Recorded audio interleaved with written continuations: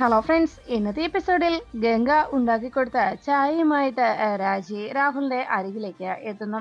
രാഹുലേട്ടാ, ദാ ചായ എന്ന് പറഞ്ഞ് രാഹുലിന് നേരെ രാജി ചായ നീട്ടുമ്പോൾ രാഹുൽ പറഞ്ഞു, എനിക്ക് ചായ വേണമെന്ന് നിന്നോട് ആരാ പറഞ്ഞത്? ചായ വേണമെങ്കിൽ ഞാൻ ആരോടെങ്കിലും പറയുമല്ലോ എന്ന് പറഞ്ഞതും ഈ സമയത്ത് ഗംഗ തന്റെ മൊബൈൽ ഫോണിൽ കണ്ട ചില വീഡിയോ നോക്കി പിന്തിരിഞ്ഞ് എല്ലാവരെയും ഒന്ന് നോക്കുകയും ഒന്ന് പുഞ്ചിരിക്കുകയും ചെയ്തു.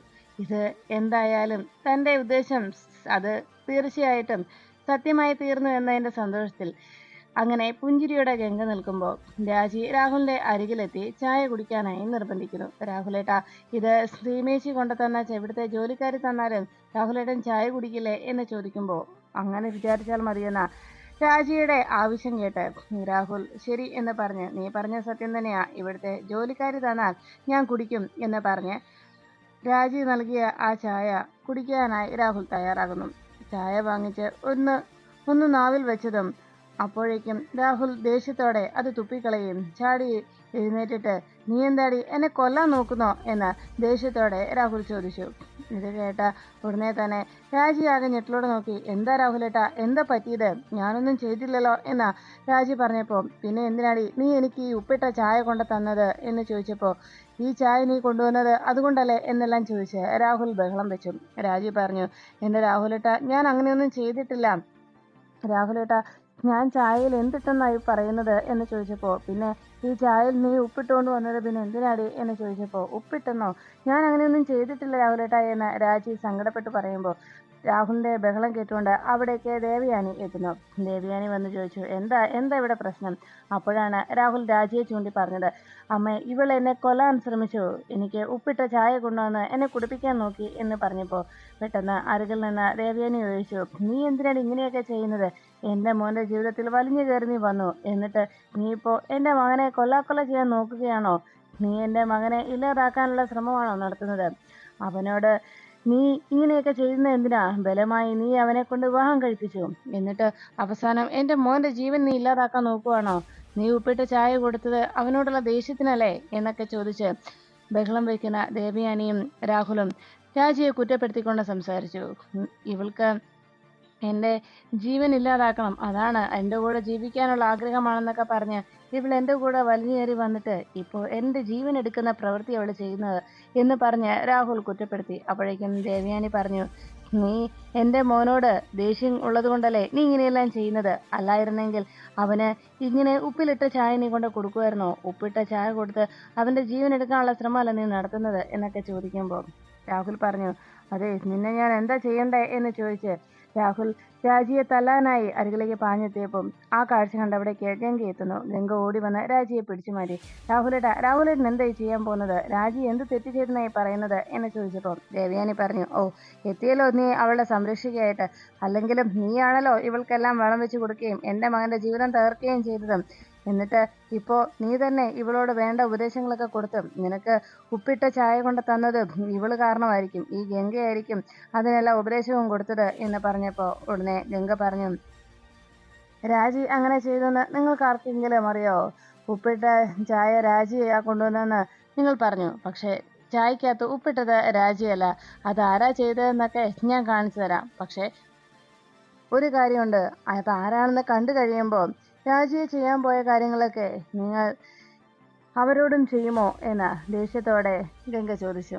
അത് കേട്ടപ്പോഴേക്കും ദേവയാനി ചോദിച്ചു, വേറെ ആരോ? അതാരാ എന്ന് ചോദിച്ചപ്പോൾ അതാരാണെന്ന് ഞാൻ കാണിച്ചു തരാം എന്ന് പറഞ്ഞ് വേഗം ഗംഗ തൻ്റെ മൊബൈലിലുള്ള ആ വീഡിയോ രാഹുലിനെയും ദേവയാനിയെയും കാട്ടുന്നു. അവിടെ ഹൈമവതി രാഹുലിനുള്ള ചായയിൽ ഉപ്പ് കലർത്തുന്ന കാഴ്ച അങ്ങനെ ദേവയാനിയും രാഹുലും കാണാനിടയായി.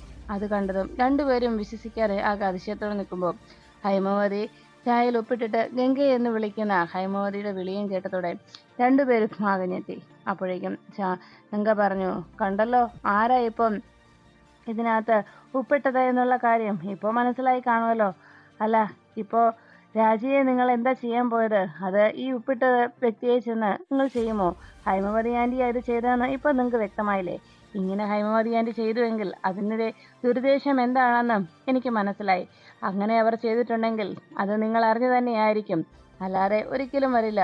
അല്ല, അതിൻ്റെ ദുരുദ്ദേശം കൃത്യമായി മനസ്സിലാക്കാനും എല്ലാവർക്കും കഴിയും. ഇനിയിപ്പോൾ രാജിയോട് നിങ്ങൾ ചെയ്യാൻ വന്ന പ്രവൃത്തി അവരുടെ നേരെ ചെയ്തൂടെ എന്ന് ഗംഗ ചോദിക്കുമ്പോൾ ദേവയാനിയും രാഹുലും ഒന്നും മിണ്ടാതെ നിന്നു. അപ്പോഴേക്കും പെട്ടെന്ന് രാഹുലിനോടും ദേവയാനിയോടും രാജി ചോദിച്ചു, എന്താ എന്താ ഇപ്പോൾ നിങ്ങളൊന്നും മിണ്ടാത്തത്? അത് കേട്ടതും ദേവയാനിയും രാഹുലും ഒന്നും മിണ്ടാതെ അവരുടെ മൊബൈൽ ഫോണും എടുത്തുകൊണ്ട് അവിടെ നിന്ന് പോകുന്നു. ഈ സമയത്ത് രാജി ഗംഗയെ നോക്കി തന്നെ രക്ഷിച്ചതിന്റെ സന്തോഷത്തോടെ രാജി ഗംഗയെ നോക്കി പുഞ്ചിരിച്ചു. അതിനുശേഷം ഗംഗ ആകെ വിഷമത്തോടെ ബാൽക്കണിയിൽ വന്ന് നിൽക്കുമ്പോൾ രാജിയോട് ഗംഗ പറഞ്ഞു, അതെ, എങ്ങനെയാണ് ഇക്കാര്യം ചേച്ചി കണ്ടുപിടിച്ചത്? ചേച്ചി എങ്ങനെയാണ് ഇത് കണ്ടെത്തിയത് എന്ന് ഗംഗയോട് രാജി ചോദിക്കുമ്പോൾ രാജിയുടെ ചോദ്യത്തിന് ഗംഗ മറുപടി നൽകി. ആ കിച്ചണിൽ നമ്മൾ മാറി നിന്ന് സംസാരിക്കുന്ന സമയത്ത് അവിടെ ഹൈമവതി ആൻറ്റി എന്തോ ചെയ്യാൻ പോകുന്നു എന്ന് എനിക്ക് മനസ്സിലായി. അതുകൊണ്ട് എന്താണ് എന്ന് മനസ്സിലാക്കാനായിട്ട് കൃത്യമായി ഞാൻ ആ മൊബൈൽ ഫോണിൽ റെക്കോർഡിങ് ഓൺ ചെയ്ത് വെച്ചിട്ട് ഞാൻ അവിടുന്ന് മാറി നിന്നത്. പിന്നെ എനിക്കറിയാം ഏത് വിധേനയും രാജിയെ രാഹുലേട്ടൻ്റെ അരികിൽ നിന്ന് അകറ്റി നിർത്തുക എന്നതും രാഹുലേട്ടൻ്റെ ജീവിതത്തിൽ നിന്ന് ഒഴിവാക്കുക എന്നതുമാണ് അവരുടെ ലക്ഷ്യമെന്ന്. പിന്നെ ഒരു കാര്യം രാജി, നീ ഓർക്കണം, നീ എൻ്റെ അനുജത്തിയാണ്. അതുകൊണ്ട് തന്നെ ഞാൻ നിന്നോട് പറയുന്നത്, ഒരിക്കൽ നിന്നെ രാഹുലേട്ടൻ സ്നേഹിച്ചിരുന്നെങ്കിൽ, നിന്റെ സ്നേഹം തിരിച്ചറിഞ്ഞിട്ടുണ്ടെങ്കിൽ ഇനിയും ആ സ്നേഹം തിരിച്ചറിയാൻ രാഹുലേട്ടന് സാധിക്കും. അങ്ങനെ രാഹുലേട്ടനെ ആ സ്നേഹം തിരിച്ചറിയിപ്പിക്കണം. രാഹുലേട്ടൻ ആ സ്നേഹം മനസ്സിലാക്കണം. അതിനുവേണ്ടി നീ ശ്രമിക്കുകയും ചെയ്യണം. ആ സ്നേഹം തിരിച്ചറിഞ്ഞാൽ പിന്നെ രാഹുലേട്ടൻ ഒരിക്കലും നിന്നെ അകറ്റി നിർത്താൻ ശ്രമിക്കുകയോ നിന്നോട് അകൽച്ച കാട്ടുകയോ ചെയ്യില്ല. അതുകൊണ്ട് രാഹുലേട്ടൻ്റെ മനസ്സിൽ അങ്ങനെ ഒരു സ്നേഹം ഉണ്ടാക്കിയെടുക്കുക എന്നതാണ് ഇനി നീ ചെയ്യേണ്ടത് എന്ന്. രാഹുലിൻ്റെ ഇപ്പോഴത്തെ പെരുമാറ്റത്തിൽ നിന്ന് രാഹുലിനെ മാറ്റിയെടുക്കാനും അതാണ് പോംവഴിയെന്ന് ഗംഗ രാജിയെ ഉപദേശിക്കുന്നു. ചേച്ചി പറയുന്ന പോലെ തന്നെ ഞാൻ ചെയ്തോളാം എന്ന് പറഞ്ഞു. അതിന് ശേഷം മഹി റെഡിയായി അവിടെ സെറ്റിൽ വന്നിരിക്കുമ്പോൾ ബ്രേക്ക്ഫാസ്റ്റ് കഴിക്കാനായി മടി കാണിച്ച് മാറി നിൽക്കുന്ന മഹിയുടെ അരികിലേക്ക് ഗംഗ വന്നു. മഹിയേട്ടാ, ഞാൻ ബ്രേക്ക്ഫാസ്റ്റ് എടുത്ത് വെച്ചിട്ടുണ്ട്, മഹിയേട്ടനെ എഴുന്നേറ്റ് വാ, വന്ന് കഴിക്കേ. അപ്പോഴേക്കും മഹി പറഞ്ഞു, എനിക്ക് വേണ്ടെന്ന് പറഞ്ഞില്ലേ ഗംഗ? അപ്പോഴേക്കും ഗംഗ പറഞ്ഞു, മഹിയേട്ടാ, ഭക്ഷണത്തോട് ഇങ്ങനെ അകൽച്ചയും വിരോധവും ദേഷ്യവും കാട്ടരുത് മഹിയേട്ടാ. മഹിയേട്ടൻ വാ, വന്ന് കഴിക്കേ, ഇന്നലെ ഒന്നും കഴിച്ചില്ലല്ലോ എന്ന് പറഞ്ഞപ്പോൾ മഹി ചാടി എഴുന്നേറ്റു. ഞാൻ പറഞ്ഞല്ലോ എന്നെ ശല്യം ചെയ്യരുതെന്ന്, എനിക്ക് വേണ്ടെന്ന് ഞാൻ പറഞ്ഞതല്ലേ എന്ന് ചോദിച്ച് ദേഷ്യപ്പെടുന്നു. അപ്പോഴേക്കും ദേവയാനി അവിടേക്ക് എത്തി. എന്താ എന്താ വീണ്ടും ഇവിടെ ഒരു പ്രശ്നം? എന്താ മഹി, എന്താ സംഭവിച്ചത് എന്ന് ചോദിച്ചപ്പോൾ ദേവയാനി വന്ന് മഹിയോട് കാര്യം അന്വേഷിച്ചു. അല്ല, ഭക്ഷണം വേണ്ടെന്ന് ഞാൻ പറഞ്ഞതാ എന്ന് പറഞ്ഞപ്പോൾ ദേവയാനി അരികിലേക്ക് വന്നിട്ട് പറഞ്ഞു, അതെങ്ങനെ ശരിയാകും? ഇന്നലെ നീ ഭക്ഷണം കഴിച്ചില്ല. നിനക്കിപ്പോൾ വിശപ്പ് തോന്നാത്തതിൻ്റെ കാരണം എന്താണെന്ന് എനിക്കറിയാം. കൂടെ നിന്നവർ ചതിക്കുമെന്ന് നീ ഒരിക്കലും കരുതിയില്ലല്ലോ. കൂടെ നിന്നവർ ചതിച്ചത് കൊണ്ടാണല്ലോ നിനക്കിപ്പോൾ വിശപ്പില്ലെന്ന് പറഞ്ഞ് നീ ഇങ്ങനെ മാറി നിൽക്കുന്നത്. അതുകൊണ്ട് ഒരു കാര്യം ഞാൻ പറയുന്നത്, മോനെ, നീ വന്ന് ഭക്ഷണം കഴിച്ചേ, ഇല്ലെങ്കിൽ ഞാനും കഴിക്കില്ല, എനിക്കും ഭക്ഷണം വേണ്ട എന്ന് ദേവയാനി പറഞ്ഞു. അത് കേട്ടതോടെ മഹി പറഞ്ഞു, വേണ്ടമ്മേ, ഞാൻ വരാം, ഞാൻ കഴിക്കാം എന്ന് പറഞ്ഞ് മഹി ഭക്ഷണം കഴിക്കാൻ സമ്മതിച്ച് അരികിലേക്ക് ചെന്നു. അവിടെ ടേബിളിനരികിൽ വന്ന് ഭക്ഷണം കഴിക്കാനായി മഹി വന്നിരുന്നത് വേഗം ഗംഗ ഭക്ഷണം വിളമ്പി കൊടുക്കാൻ പ്ലേറ്റും എടുത്തുകൊണ്ട് മഹിയുടെ അരികിലേക്ക് വന്നു. പ്ലേറ്റ് മഹിയുടെ അരികിൽ വെച്ചപ്പോൾ മഹി പറഞ്ഞു, ഗംഗേ, നിന്നോട് ഞാൻ പറഞ്ഞല്ലോ എനിക്ക് വേണ്ട ഭക്ഷണം, എനിക്ക് നീ വിളമ്പി തരണ്ട എന്ന് മഹി ഗംഗയോട് ദേഷ്യപ്പെട്ടു. അത് കേട്ടതും ഉടനെ ഹൈമവതി നോക്കി പുഞ്ചിരിച്ചുകൊണ്ടിരിക്കുമ്പോൾ ദേവയാനി ശ്രേയോട് പറഞ്ഞു, മോളെ ശ്രേയെ, നീ എന്താ നോക്കിയിരിക്കുന്നത്? മഹിക്ക് ഭക്ഷണം എടുത്ത് കൊടുക്കുക എന്ന് പറഞ്ഞു. ഒന്ന് ശരിയായി എന്ന് പറഞ്ഞ് ശ്രേയ വേഗം മഹിക്ക് ഭക്ഷണം വിളമ്പി കൊടുക്കുന്നു. മഹി അത് നോക്കി വേഗം കഴിച്ചുകൊണ്ടിരിക്കുന്ന സമയത്ത് ഗംഗ ആകെ വിഷമത്തോടെ മഹിയെ നോക്കി. അപ്പോഴേക്കും ഹൈമവതി പറഞ്ഞു, പാവം മഹിയുടെ ജീവിതം ഈ രീതിയിലാക്കിയത് ഈ ഗംഗയല്ലേ? അവനോട് വിശ്വാസവഞ്ചന കാട്ടിയല്ലേ ഇവിടെ എല്ലാവരും ഇങ്ങനെയെല്ലാം ചെയ്ത് എന്നൊക്കെ പറയുമ്പോൾ ശ്രേയയോട് മഹി പറഞ്ഞു, ശ്രേയ, നീ എന്താ ഭക്ഷണം കഴിക്കാതെ? നിങ്ങളെല്ലാവരും ഭക്ഷണം കഴിക്കേ എന്ന് പറഞ്ഞപ്പോൾ ശ്രേയ പറഞ്ഞു, മഹിയേട്ടാ, സത്യത്തിൽ മഹിയേട്ടൻ ഇങ്ങനെ വേദനിച്ച് കിടക്കുന്ന കാണുമ്പോൾ എനിക്കും വല്ലാത്ത സങ്കടമുണ്ട്. ഞങ്ങളും മഹിയേട്ടൻ വന്ന് ഭക്ഷണം കഴിക്കാനായിട്ട് കാത്തിരിക്കുകയായിരുന്നു എന്ന് പറഞ്ഞു. ഉടനെ മഹിക്ക് വീണ്ടും ഭക്ഷണം കഴിക്കാൻ പറഞ്ഞുകൊണ്ട് വീണ്ടും ശ്രേയ കറിയും ഇഡ്ഡലിയൊക്കെ എടുത്തു കൊടുത്തുകൊണ്ടിരിക്കുമ്പോൾ ഹൈമവതി പറഞ്ഞു, മഹി, നീ വന്ന് ഭക്ഷണം ഒന്നിച്ച് കഴിക്കാമെന്ന് കരുതിയാണ് ഇവിടെ എല്ലാവരും കാത്തിരുന്നത്. പെട്ടെന്ന് മഹിക്ക് ഭക്ഷണം കഴിക്കുന്നതിനിടയിൽ പെട്ടെന്ന് നെക്കിലെടുക്കാൻ തുടങ്ങി. ഇത് കണ്ടതും വേഗം ശ്രേയ മഹിക്ക് കുടിക്കാനായി വെള്ളം എടുത്തു കൊടുത്തു. മഹി വെള്ളം കുടിച്ചിട്ടും ആ ഇക്കിളങ്ങ് മാറുന്നില്ല.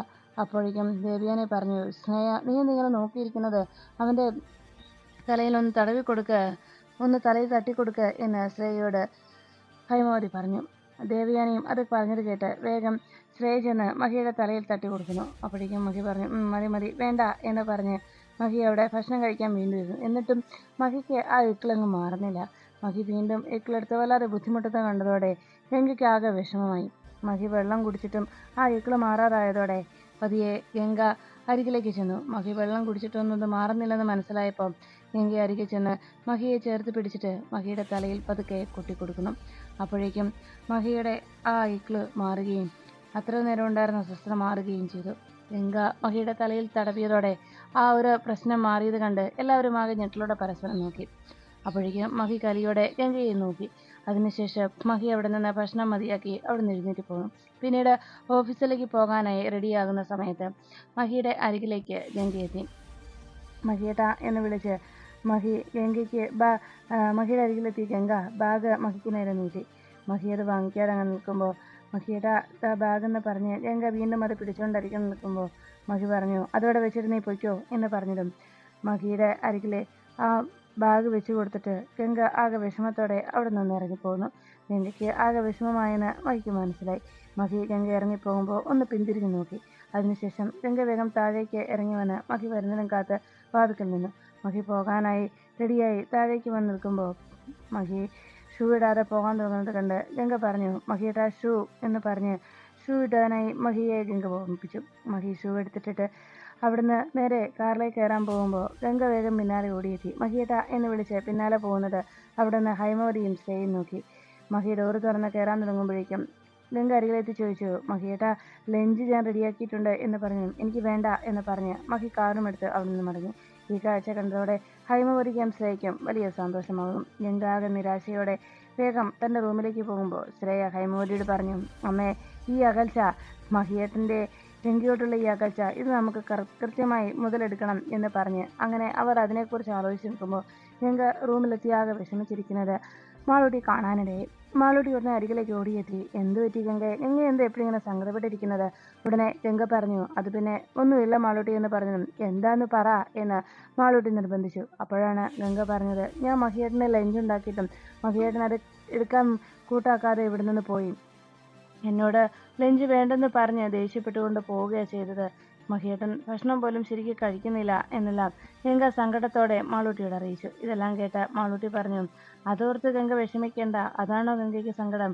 ഗംഗ അച്ഛന് ലഞ്ച് കൊണ്ടുപോയില്ലെങ്കിൽ ഒരു കാര്യം ചെയ്യുക ഗംഗ അച്ഛന് ഓഫീസിൽ കൊണ്ടുപോയി ചോറ് കൊടുക്കണം. അപ്പോൾ കുഴപ്പമില്ലല്ലോ. ലഞ്ചുമായിട്ട് ഗംഗ ഓഫീസിലേക്ക് പോകണം എന്ന് പറഞ്ഞു. ഗംഗ പറഞ്ഞു, ഞാനത് വെട്ടിയെന്നാൽ മഹിയേട്ടന് ദേഷ്യമായാലോ, മഹിയേട്ടൻ ബഹളം വെച്ചാലോ എന്ന് ചോദിച്ചതും ഗംഗയോട് മാളു പറഞ്ഞു, ഇല്ലെന്നേ, അങ്ങനെ ഒന്നും ഉണ്ടാവില്ല.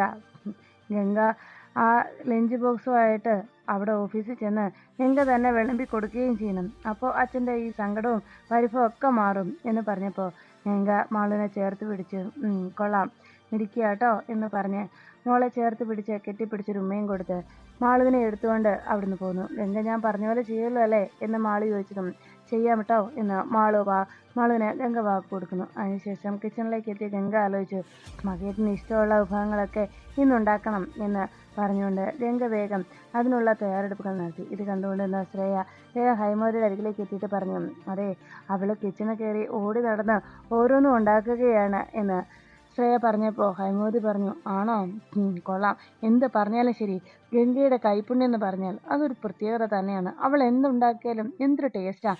ഞാൻ എപ്പോഴും നാത്തൂനോട് പറയാറുണ്ട്, ആ ഗംഗയെ കൊണ്ട് തന്നെ ഭക്ഷണം ഉണ്ടാക്കിച്ചാൽ മതിന് സീമയേക്കാളും നല്ലതായിട്ടാണ് അവൾ ഉണ്ടാക്കുന്നത്. പക്ഷേ നാത്തൂന് മഹിയെ പേടിയായതുകൊണ്ടാണ് എന്നും ഗംഗയെ തന്നെ അടുക്കളയിൽ കയറ്റാൻ നാത്തൂൻ മടിക്കുന്നത് എന്ന് ഹൈമവതി പറഞ്ഞു. ഇത് കേട്ടപ്പോഴേക്കും ശ്രേയ പറഞ്ഞു, അമ്മേ, ഞാൻ ഈ പറഞ്ഞതേ അവളുടെ കൈപുണ്യത്തെക്കുറിച്ച് പുകഴ്ത്താൻ വേണ്ടിയൊന്നും അല്ല എന്ന് പറഞ്ഞപ്പോൾ പിന്നെ ദേവയാനി ഹൈമവതി ചോദിച്ചു, പിന്നെ നീ എന്താ പറഞ്ഞു വന്നത്? അതമ്മേ, അവൾ അവിടെ ഭക്ഷണം ഉണ്ടാക്കിക്കൊണ്ടിരിക്കുക. ഞാൻ പറഞ്ഞതേ അവൾ ആ ഉണ്ടാക്കുന്ന ഭക്ഷണം അത് മഹിയേട്ടന് കൊണ്ടുപോയി കൊടുക്കാൻ വേണ്ടിയാണ്. പക്ഷേ മഹിയേട്ടനും അവളും തമ്മിലുള്ള ഇപ്പോഴത്തെ അകൽച്ചയെക്കുറിച്ചില്ലേ, അതാ ഞാൻ അമ്മയോട് പറഞ്ഞു വന്നത് എന്ന് ശ്രേയ ഹൈമവതിയോട് പറയുന്നു.